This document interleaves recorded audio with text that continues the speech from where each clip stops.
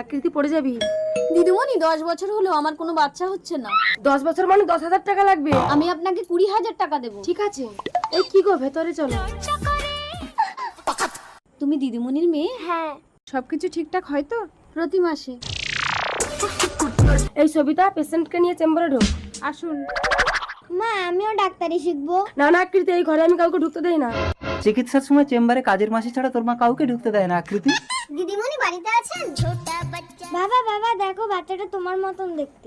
কি জানি তোর মা কি চিকিৎসা করছে, সব বাচ্চা কেন আমার মতো দেখতে হচ্ছে। কত ডাক্তার কবিরাজি গিয়ে আমার বাচ্চা হয়নি। দিদিমণি আমাকে বাচ্চা দিয়েছে তাই উপহার দিতে এলাম। দিদিমণি চেম্বারে রুগী দেখছেন, তুমি আমার হাতে দাও। বাবা হ্যাঁ, মেয়ের পেছনে রাখবি না, মার খাবি। আমি তোর বাবা না নুনু, চলে আয়। 15 বছর পর। জানিন। জানা বাবা।